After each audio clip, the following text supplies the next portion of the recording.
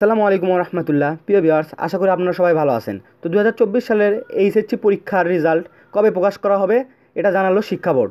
এবং subject mapping কী, তো subject mapping কীভাবে হবে এটা নিয়ে আজকের ভিডিওতে কথা বলবো। তো তার আগে বলে নিই, যারা যারা এখনও পর্যন্ত আমাদের চ্যানেলটি সাবস্ক্রাইব করেননি অবশ্যই চ্যানেলটি সাবস্ক্রাইব করবেন এবং পাশে থাকা বেল আইকনটি অন করে রাখবেন। তো 2024 সালে এইচএসসি পরীক্ষা ইতিমধ্যে বাতিল ঘোষণা করা হয়েছে। এরপর আপনাদের যে রেজাল্টটা এটা সাবজেক্ট ম্যাপিংয়ের মাধ্যমে তৈরি করা হবে। তো সাবজেক্টের আপনাদের যে এইচএসসি রেজাল্ট এটা কবে প্রকাশ করা হবে, এই জাগো নিউজ 24-এ একটা নিউজ প্রকাশ করা হয়েছে। এখানে দেখতে পারবেন যে 40 দিনের মধ্যে প্রকাশ করা হবে এইচএসসি পরীক্ষার ফল। তো এখানে আপনারা আসলে নিচের দিকে আরও দেখতে পারবেন যে এই এই শিক্ষা বোর্ডগুলো কর্মকর্তা এই বিষয়টি নিয়ে বৈঠক করেছেন 21শে আগস্ট। তো সেদিন তারা যে যে বৈঠক করেছেন সেখানে তারা সাবজেক্ট ম্যাপিংয়ের মাধ্যমে কিন্তু ফল প্রস্তুত করার বিষয়টি উল্লেখ করেছেন। এবং আপনাদের বৈঠকের অংশ এখানে দেখতে পারবেন, বৈঠকের অংশ নেওয়া একাধিক শিক্ষা বোর্ড পরীক্ষার নিয়ন্ত্রক জানান 40 দিনের মধ্যে ফল প্রস্তুত করে প্রকাশের প্রাথমিক রূপরেখা ঠিক করা হয়েছে। ফল প্রস্তুতিতে শিক্ষার্থীদের সর্বোচ্চ সুবিধা নিশ্চিত করা হবে।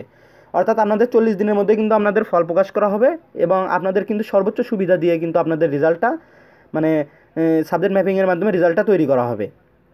তো সাবজেক্ট ম্যাপিং বিষয়টা আসলে কি? সাবজেক্ট ম্যাপিং বিষয়টা আসলে যে কয়টা পরীক্ষা আপনারা দিয়েছেন, তো এটা যে কয়টা দিয়েছেন এটা তো আপনাদের যে পরীক্ষার খাতা এটা অনুযায়ী আপনাদের মূল্যায়ন হবে। আর যে কয়টা পরীক্ষা আপনারা দেননি সেই কয়টা পরীক্ষার খাতা আপনাদের এসএসসির খাতা অনুযায়ী মূল্যায়ন করা হবে। তো আপনাদের যদি এসএসসিতে পরীক্ষার বিষয়ে যদি খারাপ থাকে তো সেক্ষেত্রে কী করা হবে? তো সেক্ষেত্রে তারা বলেছেন যে এইচএসসিতে খারাপ থাকলে জিএসসির ফল বিবেচনা করা হবে। অর্থাৎ আপনাদের যদি এসএসসিতে ওই সাবজেক্টের রেজাল্টগুলো খারাপ থাকে সেক্ষেত্রে আপনাদের রেজাল্ট কিন্তু ওই অনুযায়ী তৈরি করলে খারাপ হবে। সেক্ষেত্রে আপনাদের জিএসসির রেজাল্ট অনুযায়ী কিন্তু তারা দেখবে, সেটা দিয়ে বিবেচনা করে আপনাদের কিন্তু রেজাল্ট তৈরি করা হবে। তো জিএসসিতেও যদি খারাপ থাকে তারপর তারা আপনাদের যে 7টা বিষয় পরীক্ষা হয়েছে এই 7টা বিষয় তারা মূল্যায়ন করবে।